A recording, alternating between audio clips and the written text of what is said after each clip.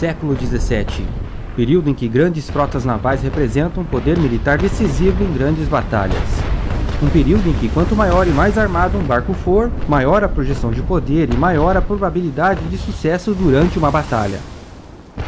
Agora, imagina a vantagem que uma máquina que não pode ser vista e nem ouvida traria para um cenário destes. É isso que provavelmente Cornelius Vanderbilt pensou em 1620, quando projetou o primeiro submarino relevante dessa história. Na verdade, a ideia de explorar as profundezas dos oceanos e lagos era algo que vinha de muito antes deste período. Conta a lenda que supostamente o Alexandre o Grande teria construído um barril de vidro reforçado com tiras de metal que o manteve seco no fundo do mar. Até mesmo Leonardo da Vinci teria projetado uma embarcação para navegar debaixo d'água e afundar outros navios. Só que ele não construiu e não deixou desenhos, deixou apenas anotações sobre a ideia. Foi só a partir do projeto de Vanderbilt que um submarino prático começou a se tornar uma realidade.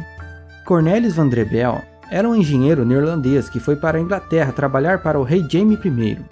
Por volta de 1620, ele projetou este curioso submarino ao juntar dois barcos. Ele era impermeabilizado com graxa e era movido por remos que saíam da embarcação através de lacres feitos de couro e graxa. Tinha dois pares de lemes horizontais nas laterais e um leme vertical atrás para o controle da navegação. Para suprir o oxigênio da tripulação, Vanderbilt adicionou um tubo de ar que ia até a superfície e se mantinha lá por meio de flutuadores, permitindo assim várias horas de submersão. Segundo os relatos da época, com este submarino, Vanderbilt conseguiu realizar uma viagem de sucesso no rio Tâmisa, percorrendo 10 km a uma profundidade de 4 metros. Mas como ele submergia e emergia? Acredito que eu tenha encontrado a resposta. É possível que o Vanderbilt tenha utilizado as anotações do livro Inventions and Devices, escrito pelo matemático inglês William Bourne em 1578.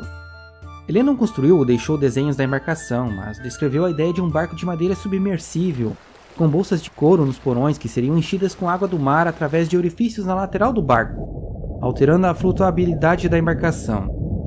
A entrada de água nas bolsas seria controlada por duas prensas parafuso contra as laterais, deixando a água entrar para submergir e expulsando a água para retornar à superfície. É provável que o Vanderbilt tenha utilizado essa abordagem para submergir, só que ainda existiam dificuldades tecnológicas que tornavam inviável o submarino naquele momento. Fora os problemas da falta de visibilidade e da vedação crítica, tinha o problema do fornecimento de ar para os remadores no interior da embarcação. Este mastro de ar até a superfície não seria o suficiente para fornecer o oxigênio necessário para todos, ainda mais para remar por 10 km. Isso só seria possível se existisse uma forma de forçar a troca de ar mecanicamente. Então é provável que o Vanderbilt só tenha dado uma voltinha na frente do rei Jaime I mesmo, que inclusive dizem que também teria viajado na embarcação. Eu acho que o rei deve ter entrado na embarcação para dar uma olhada e os súditos registraram "e eles andaram por 10 km submerso". Mas vamos tocar o barco e ir para o próximo projeto relevante na linha do tempo dos submarinos. 156 anos depois, com o submarino Turtle, que significa tartaruga em inglês. Um submarino construído pelo norte-americano David Bushnell em 1775 e conhecido como o primeiro submarino utilizado em combate. Bem, na verdade foi a primeira tentativa em combate, porque o ataque de 1776 fracassou, mas o projeto era muito engenhoso e vale a menção aqui. O contexto de desenvolvimento deste submarino é a Guerra de Independência dos Estados Unidos em 1775 contra a Inglaterra. Nesta época, a poderosa marinha inglesa era a dona dos mares no planeta. Isso significava que o inimigo deles estava logo ali nos portos e em toda a costa. É aqui que percebemos o nível de desespero deles ao topar construir esta estranha embarcação. Inicialmente, Bushnell tinha começado desenvolvendo minas flutuantes, barris de pólvora com detonadores que eram levados até os barcos ingleses pela maré, já que chegar perto dos navios inimigos não era uma boa ideia. Obviamente que esse sistema de entrega de bombas teve um péssimo desempenho, e foi aí que ele pensou em desenvolver um submarino para levar essas bombas. Então vamos a ele. A tartaruga era construída em madeira e metal, e ficava submersa como se fosse um ovo em pé devido a um peso de chumbo e pedra na parte inferior. Como podem ver, era uma embarcação pequena para apenas uma pessoa, e o operador tinha ar para no máximo 30 minutos debaixo d'água. Para se locomover, ele contava com uma hélice frontal que era acionada por pedais, e uma hélice superior para se mover na vertical. além do leme na parte de trás para controlar a direção. E para submergir, ele contava com um tanque de lastro que permitia ele alterar a flutuabilidade da embarcação. Então, no momento de submergir, o operador acionava as válvulas e deixava a água inundar o compartimento inferior do botijão de gás, do submarino. Neste momento, ele poderia dar início ao objetivo da missão, que era ir embaixo do navio inglês e prender a bomba com o auxílio de uma broca. Tudo em 30 minutos. Essa broca era presa por uma corda até um barril de pólvora que ele levava junto. Assim, quando a broca fosse fixada no casco do navio inglês, ela e o barril seriam liberados. Neste momento, a bomba ficaria flutuando firmemente contra a quilha do navio, esperando a detonação que era definida por um cronômetro nela. Era também o momento de o submarino navegar para longe e emergir utilizando 2 bombas d'água manuais para ejetar a água do tanque de lastro. Caso esse sistema não funcionasse, ele também tinha a possibilidade de descartar uma parte do lastro de chumbo e pedra. Como podem ver, era uma arma muito criativa e potencialmente letal, mas por inabilidade do operador, o ataque de 1776 acabou fracassando. Se bem que não se sabe nem se esse ataque realmente aconteceu, faltam provas. Agora, eu fico imaginando a coragem desses caras durante esses projetos, é tanta coisa para dar errado. Entrar em uma embarcação sufocante dessas e submergir em uma escuridão total, sem noção espacial alguma e com estalos da pressão da água na estrutura, era começar a infiltrar a água que o cara infartava, uma loucura. Bem, até 1801, excluindo as embarcações de Drebel e Bushnell, foram vários os inventores que tentaram desenvolver submarinos. Mas nenhum deles contribuiu de forma tão relevante quanto o norte-americano Robert Fulton. E se você já viu o vídeo sobre o barco a vapor, vai reconhecer este inventor. Lembra daquele período em que ele esteve na França em busca de investidores para as invenções dele? Então, como eu comentei lá, foi neste momento, entre 1797 e 1801, que ele projetou para o governo francês o submarino Nautilus. A França e a Inglaterra viviam em uma guerra quase que constante neste período, e depois do Fulton oferecer a ideia do submarino para o governo inglês, que recusou, ele foi para o outro lado vender a embarcação. Basicamente, ele chegou no governo francês e mandou: Senhores, com o Nautilus vocês irão manobrar por baixo dos navios de guerra franceses, britânicos, sem serem detectados, permitindo que coloquem cargas explosivas nos cascos e destruam um navio após o outro. A ideia não agradou os militares franceses no início. Eles achavam que era uma forma covarde e desonrosa de lutar. Mas logo essa cavalheirice passou e eles toparam financiar o projeto. O submarino Nautilus tinha um formato de charuto. O casco era feito de cobre e madeira e a estrutura de ferro, e media 6,5 metros de comprimento e 1,93 metros de diâmetro. Ele também inovava ao comportar uma cúpula com uma escotilha de vidro e um mastro dobrável com uma vela em formato de pipa, que era utilizado quando ele estivesse na superfície. Quando submerso, ele era impulsionado por uma hélice acionada manualmente e manobrado por um leme atrás que se movimentava na horizontal e na vertical. Já o tanque de lastro ficava em toda a parte inferior e era controlado por essas bombas d'água manuais. Outra coisa interessante dele quando submerso eram os cilindros de cobre com ar comprimido que ele levava junto. Eles permitiam que a tripulação de 2 homens permanecesse submersa por até 5 horas. Só que estamos falando de um submarino militar, então ele também carregava uma bomba para atacar o navio inimigo, que era instalada com o auxílio da escotilha de vidro. Funcionava assim. No topo da cúpula ficava um grampo com farpas na ponta, que era martelado no casco do navio inimigo. Este grampo tinha um furo por onde passava uma corda com uma bomba presa na ponta. E nesta bomba tinha um detonador que era acionado quando ela fosse pressionada contra o casco, puxado pelo Nautilus, que já estaria bem distante da embarcação. Os primeiros testes do Nautilus começaram em julho de 1800, no rio Sena, com o modelo final de julho de 1801 conseguindo navegar a uma profundidade de 7,6 metros e uma velocidade de 1,8 km por hora. Mas infelizmente para o Fulton, o Nautilus nunca entrou em combate. Eles até tentaram realizar alguns ataques a navios ingleses que passavam perto da costa francesa, mas os ventos e a maré atrapalharam os ataques e o Nautilus não conseguiu sequer chegar perto dos navios. Mas eu percebi um outro problema grave nessa história. Uma coisa era ele manobrar o Nautilus para ficar parado embaixo do navio e prender o grampo com a bomba durante os testes, com o navio parado em águas calmas. Outra coisa era ele fazer isso em alto mar com os navios em movimento. E provavelmente foi isso que o governo francês também percebeu. Em 1804, eles já não demonstravam mais interesse na embarcação e cortaram o financiamento. Em parte porque alguns militares ainda achavam que era uma arma antiética e covarde. Já o Napoleão falava o óbvio. Acusava o Fulton de ser um aventureiro motivado pelo amor ao dinheiro e não pelo amor à França. A par dos acontecimentos, os britânicos é que dessa vez resolveram financiar o Fulton, principalmente por achar que um homem com aqueles talentos devia ficar do lado deles. Foi neste momento que o Fulton projetou o que podemos chamar de Nautilus 2.0, agora para o governo britânico. Só que o projeto deste submarino maior e mais completo, com capacidade para 6 tripulantes, coincidiu com uma grande vitória naval inglesa na Batalha de Trafalgar em 1805. Isso fez com que os ingleses perdessem o interesse no projeto e no projetista.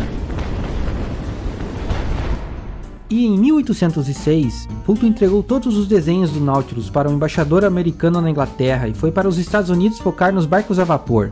Ele nunca mais se envolveu com projetos de submarinos. Agora, eu não sei se você percebeu, mas já estamos na era dos motores a vapor.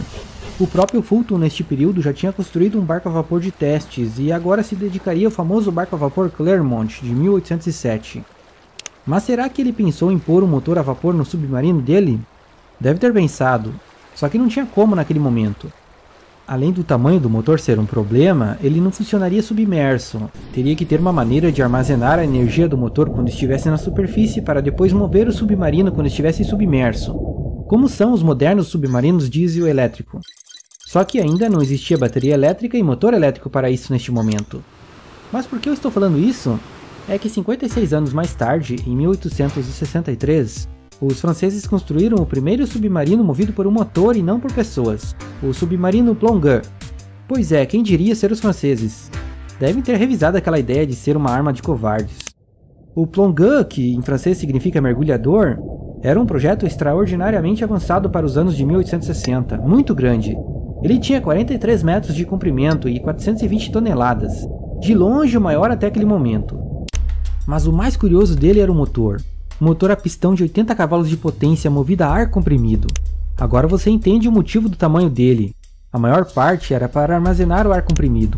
Eram 23 tanques de ar em torno dele e na frente. Com este motor, o Plongeur conseguia alcançar uma velocidade de 7,2 km por hora. Só que a autonomia se limitava a apenas 9 km de distância. Este ar também ajudava a fornecer oxigênio para a tripulação de 12 homens, e esvaziava os tanques de lastro. Era uma máquina que realmente estava levando o desenvolvimento do submarino adiante, mas ele tinha sérios problemas. Na superfície ele se comportava muito bem, tudo certo, mas era submergir que ele ficava totalmente instável. Em profundidades maiores que 10 metros era praticamente impossível deixá-lo alinhado na horizontal. Isso se devia principalmente ao formato muito longo e achatado, que fazia ele girar, inclinar uma ponta, inclinar a outra, era um golfinho brincalhão na água. Outro problema eram os reservatórios de ar comprimido, que não conseguiam manter a pressão por muito tempo, os vazamentos eram frequentes. Então, mesmo que o Plongeur fosse muito avançado tecnologicamente, ele foi considerado um fracasso pela marinha francesa e foi abandonado. Bem, pelo menos ele inspirou boas histórias. Em 1867, um modelo dele foi exposto em uma feira onde estava o escritor Júlio Verne. Impressionado com a embarcação, ele a estudou detalhadamente e a utilizou como inspiração para a famosa obra 20.000 Léguas Submarinas, uma história muito legal até hoje. Ao mesmo tempo que o sofisticado Plongeur era desenvolvido na França, lá nos Estados Unidos surgia o próximo submarino relevante de nossa história, o CSS Hunley. O Hunley foi construído em 1863 durante a Guerra Civil Americana. Era uma máquina primitiva que ainda era movida pela força dos braços, mas que foi responsável por ser o primeiro submarino da história a afundar um navio em combate no ano seguinte, em 1864. Era uma arma muito perigosa, para a tripulação no caso. É que o submarino Hunley já era o terceiro que eles tinham construído. Outros dois já haviam afundado antes, levando toda a tripulação com eles. Inclusive, o segundo levou junto o inventor da máquina, o Horace Hunley. E este terceiro submarino leva o nome dele em sua homenagem. Na verdade, esta arma kamikaze estava mais para um torpedo humano do que um submarino. O Hunley tinha 19 metros de comprimento e uma tripulação de 8 homens. O capitão era responsável por controlar o leme e os outros 7 por impulsionar manualmente a embarcação a 7,4 km por hora. Ele também tinha uma estrutura metálica cilíndrica e um sistema de lastro semelhante ao do Nautilus, mas era projetado para ficar logo abaixo do perfil d'água. A ideia era navegar com as escotilhas para fora d'água e submergir quando estivesse a 1 km do alvo, utilizando para isso um par de lemes posicionados horizontalmente nas laterais. A grande diferença dele estava na arma de ataque, uma bomba presa na ponta de uma lança com 5 metros de comprimento. E a bomba não era pequena não, era um cilindro de cobre com 90 kg de pólvora. Este foi o principal problema dessa embarcação, mas também acabou sendo responsável pelo sucesso no ataque. O problema é que ao pôr uma bomba tão próxima do submarino, o deixou no raio da explosão quando ele acertou a fragata Housatonic, um ataque que afundou a fragata e o submarino na noite de 17 de fevereiro de 1864. Mas se for analisar os casos anteriores do submarino Nautilus e do Tartaruga, verá que um dos principais problemas deles era colocar o explosivo no navio inimigo, algo que o Hanley resolveu ao se jogar contra o navio como se fosse um torpedo.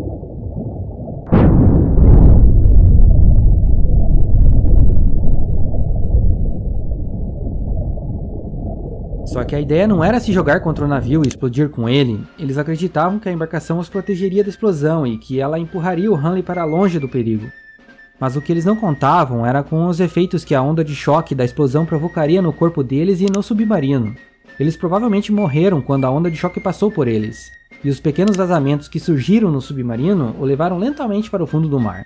No ano 2000, uma equipe de pesquisadores recuperou o submarino no local do ataque, com toda a tripulação dentro. Estes são os restos da embarcação. Bem, seria impossível neste vídeo eu discutir o trabalho de todos os inventores que contribuíram de alguma forma para o desenvolvimento do submarino moderno, mas acredito que eu tenha apresentado os que claramente se destacaram neste objetivo. A partir deste momento, outra grande revolução aconteceria com o surgimento dos submarinos modernos da Primeira e da Segunda Guerra Mundial, assunto para outro vídeo. Agora eu quero saber de você, em qual destes submarinos você teria coragem de dar uma voltinha? Também não posso deixar de agradecer aos meus apoiadores do canal, vocês ajudam muito este projeto. E se gostou do vídeo, não esqueça de dar o seu like. Muito obrigado a todos e até o próximo vídeo, pessoal.